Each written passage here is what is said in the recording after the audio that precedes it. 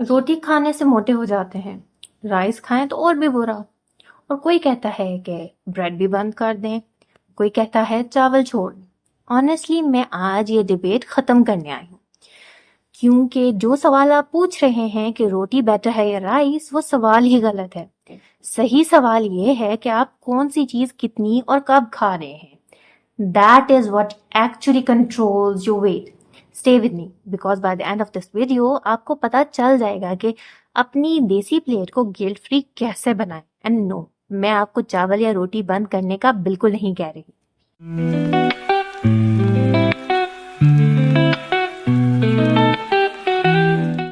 अस्सलाम वालेकुम एवरीवन, मैं हूं डॉक्टर समीन हसन जैदी और आप देख रहे हैं everyday nutrition with doctor Sameen, जहां हर फैक्ट रिसर्च बेस्ड होता है।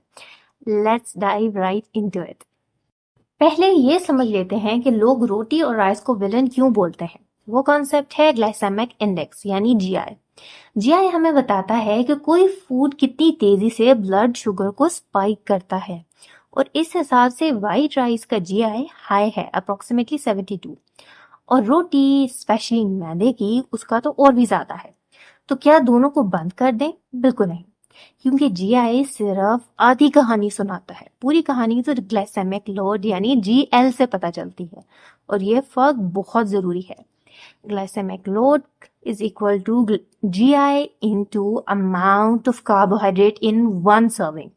ये आपकी एक्चुअल ब्लड शुगर रिस्पॉन्स को मेजर करता है, सिर्फ फूड का थ्योरेटिकल स्कोर नहीं है। एग्जाम्पल देखते हैं। एक मीडियम साइज फल का अप्रोक्सीमेटली 30 ग्राम्स का, उसमें सिर्फ 15 to 17 grams of net carbs होते हैं। उसका जीएल लो टू मॉडरेट है।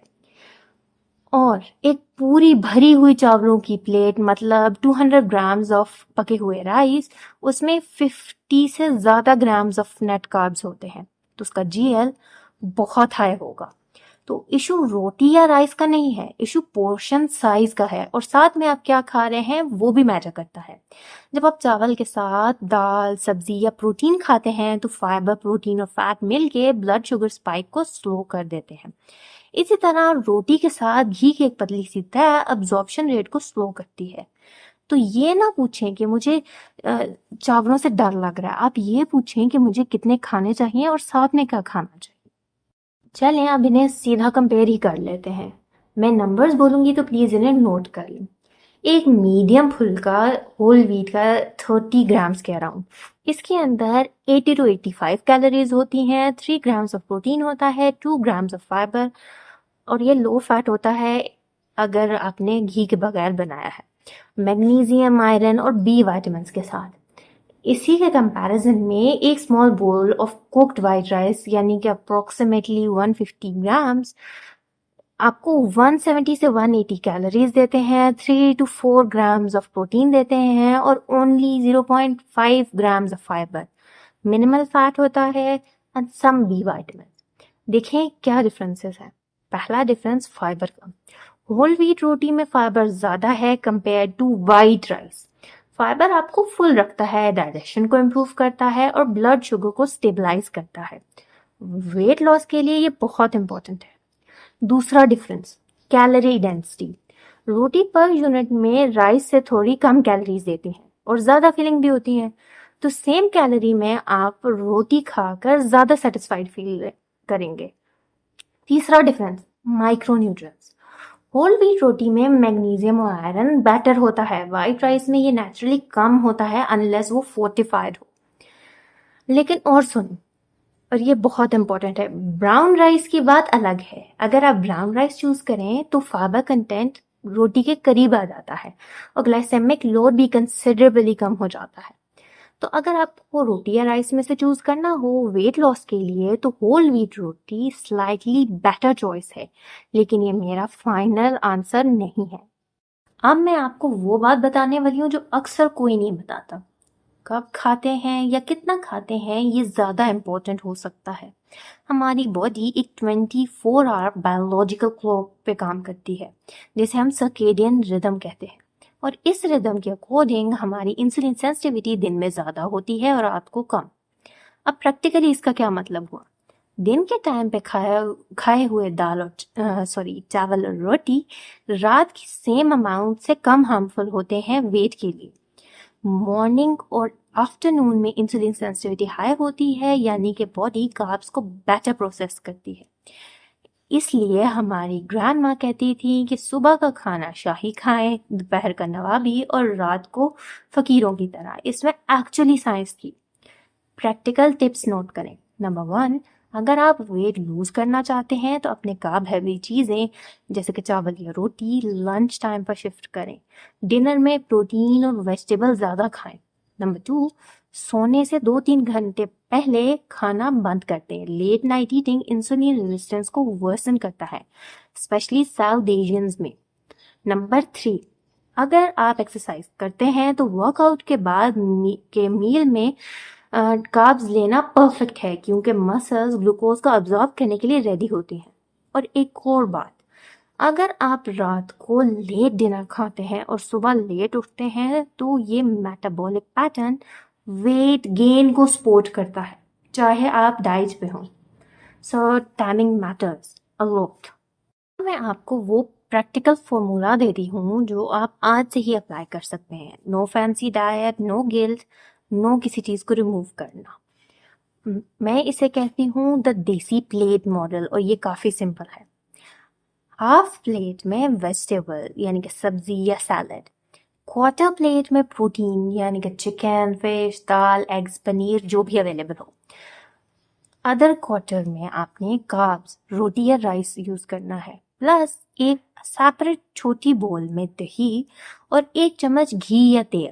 Don't skip it. ये मॉडल क्यों काम करता है? क्योंकि पोर्शन कंट्रोल ऑटोमेटिकली हो जाता है। जब प्लेट का आधा हिस्सा वेजिटेबल से भरा हो तो कार्ब्स की जगह नेचुरली कम रहती है विदाउट स्टार्विंग योरसेल्फ। आप वेजिटेबल और प्रोटीन को पहले खाएं और कार्ब्स को लास्ट में, तो ब्लड शुगर स्पाइक ड्रामेटिकली कम हो जाता है। स्टडीज प्रूव हुआ है कि मील का ऑर्डर यानी food sequence blood glucose response को 30 to 40% तक रिड्यूस कर सकता है। रोटी की बात करें तो 1 to 2 मीडियम फुल्के पर meal whole wheat thin rolled with a light spread of ghee, ये परफेक्टली फाइन है वेट लॉस के दौरान। राइस की बात करें तो एक स्मॉल बोल यानी approximately 150 grams of cooked rice पर मील। इसे आप पेयर करें दाल और सब्जी के साथ, ये मैनेजेबल भी है और सस्टेनेबल भी। और प्लीज मैदे की रोटी या इंस्टेंट वाइट ब्रेड से दूर रहें। ये दोनों चावल से भी ज्यादा प्रॉब्लमैटिक हैं, क्योंकि इनमें फाइबर ऑलमोस्ट 0 होता है और जीआई बहुत हाई होता है। आप कुछ कॉमन मिथ्स को बस्ट कर लेते हैं। नंबर 1, रात को चावल खाने से मोटे होते हैं। फैक्ट, रात को ज्यादा खाने से मोटे होते हैं, चावल स्पेसिफिकली नहीं। तो पोर्शन को कंट्रोल करें, टाइमिंग ठीक करें, फिर डिफरेंस देखें। मिथ नंबर 2, रोटी तो नेचुरल है तो जितनी मर्जी खा ले। फैक्ट, होल व्हीट रोटी हेल्दी तो है लेकिन कैलोरी फ्री नहीं है। तो 4 to 5 रोटी एक मील में बहुत ज्यादा है वेट लॉस के दौरान। नंबर 3, कार्ब कंप्लीटली बंद करना जरूरी है। Fact, low carb diet sustainable नहीं होती फॉर मोस्ट साउथ एशियन। हम कल्चरली कार्ब बेस्ड डाइट पर थ्राइव करते हैं, तो स्मार्ट चॉइसेस और पोर्शंस को ऑप्ट करें। कंप्लीट एलिमिनेशन जरूरी नहीं है। तो फाइनल आंसर क्या है? रोटी या राइस? मेरा जवाब है दोनों ठीक है।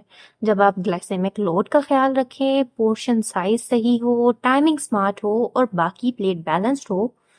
ये डिबेट रोटी वर्सेस राइस एक डिस्ट्रैक्शन है। असली फोकस होना चाहिए क्वालिटी, क्वांटिटी और कंसिस्टेंसी पे। यही चीजें सस्टेनेबल वेट लॉस और बेटर हेल्थ लाती हैं। और ये सिर्फ मेरी एडवाइस नहीं है, ये क्लिनिकल प्रैक्टिस, रिसर्च और प्लेंटी ऑफ पेशेंट्स के साथ काम करने का रिजल्ट है। अगर आप चाहते हैं कि मैं स्पेसिफिकली आपकी सिचुएशन, आपकी बॉडी और आपके गोल्स के लिए पर्सनलाइज प्लान बनाऊं, तो आप मुझसे ऑनलाइन 1-on-1 कंसल्टेशन बुक कर सकते हैं। लिंक डिस्क्रिप्शन में गिवन है। मैं जनरली यहाँ आपकी मदद करने के लिए हूँ। और अगर आप मेरे क्रेडेंशियल्स वेरीफाई करना चाहते हैं तो मेरी वेबसाइट और लिंक्डइन प्रोफाइल का लिंक भी डिस्क्रिप्शन में अवेलेबल है। अपनी रिसर्च ज़रूर करें, मैं उसको इनकरेज करती हूँ। इस वीडियो को उन लोगों के साथ ज़रूर शेयर करें जो इस डिबेट से कंफ्यूज्ड है। और कमेंट में मुझे बताएं कि आप टीम राइस हैं या टीम रोटी। मिलते हैं मेरी नेक्स्ट वीडियो में।